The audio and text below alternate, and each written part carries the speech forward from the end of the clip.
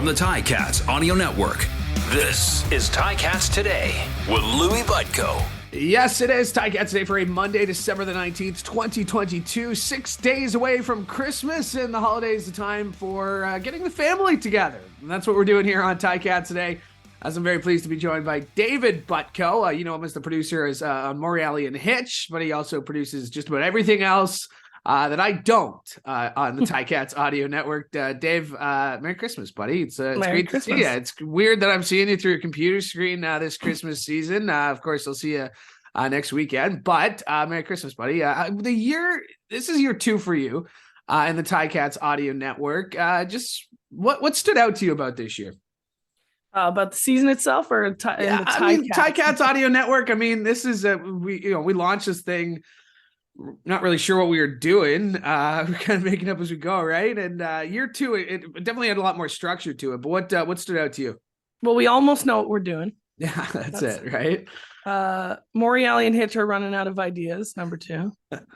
That's why I'm on the show. Yeah.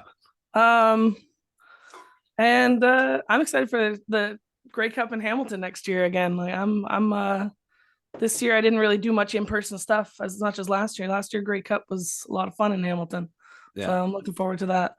Yeah, it's crazy. We were talking about that last week, just how it was a year ago that it was Grey Cup. Now we're less than a year away from the next version. The season itself, obviously, you kind of got spoiled in your first year getting to go to that Grey Cup and, the team going to the Grey Cup. This year, things obviously didn't go. What point of the season did you realize, oh, man, like, it's not always going to be like this?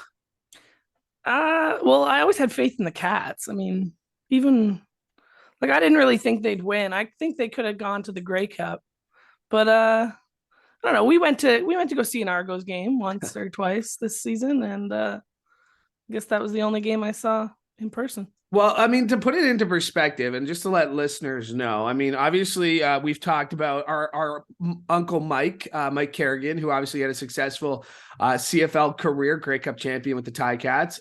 But you and I mean, we didn't grow up in a football household. We didn't have CFL on the TV every weekend. Football in general, I was a Bills fan, but you were never really kind of exposed to the game. At what point did you realize, oh, this is pretty interesting. This is pretty fun? Because it wasn't that first Argos game I took you to, by the way. That first Argos game was the worst game anybody had ever seen. We'll get to that in a second. But when did you realize that this game was pretty fun? I got interested in it. At some point, it stopped becoming a job and started becoming like something I couldn't help to keep myself in the know on. I don't know at what point really got me into it. I don't think it was this season. It was probably last season when the whole quarterback story, who's number one, Evans or Masoli, like just those kind of stories that get people divided. I like that stuff.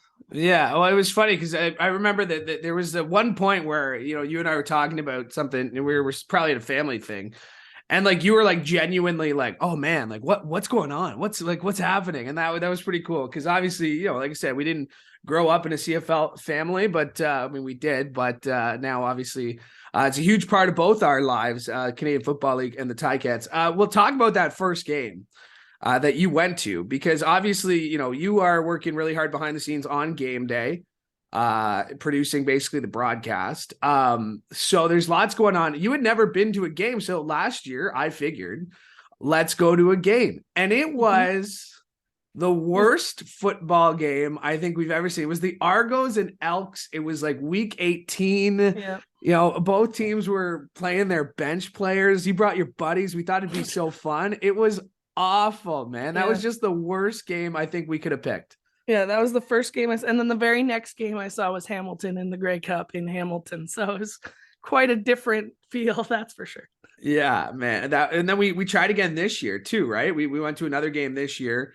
We snuck in with our media passes, pretending we were legit. But again, it was one of those games that was awful. And it was Argos. It was like 9:30 and it was just halftime. And it was like, yo, we gotta go. Yeah. Tell us a little bit about Morreale and Hitch. What is it like? How is it trying to produce their show? I mean, like they seem like two guys that seem hard to get obviously in the same room, but that's not what they're doing. But at the same time, it seems like you're herding cats with that show. What do you like about it?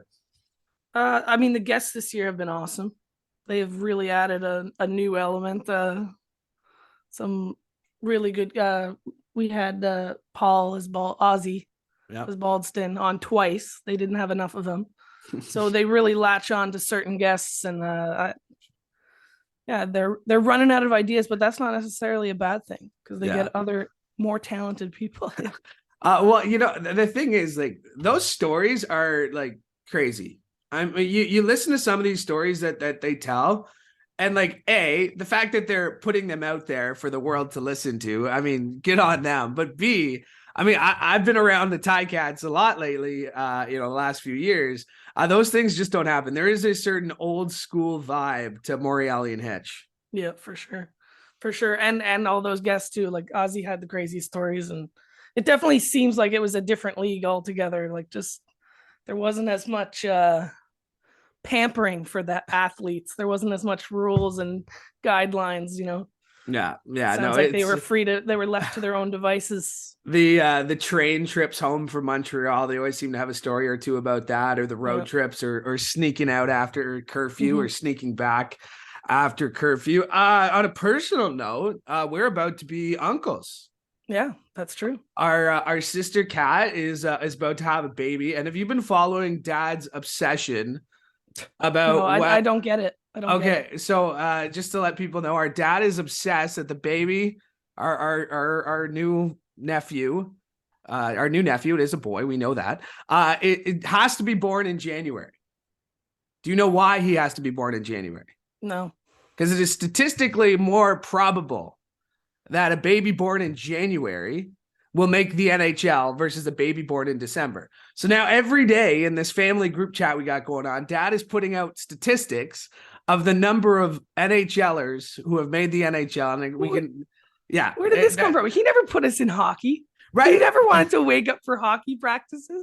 And now he cares about having a grandchild going in the NHL. I guess he figures Brent, our brother-in-law, has like better hockey genetics than we do, which is true. I mean, nobody's arguing that.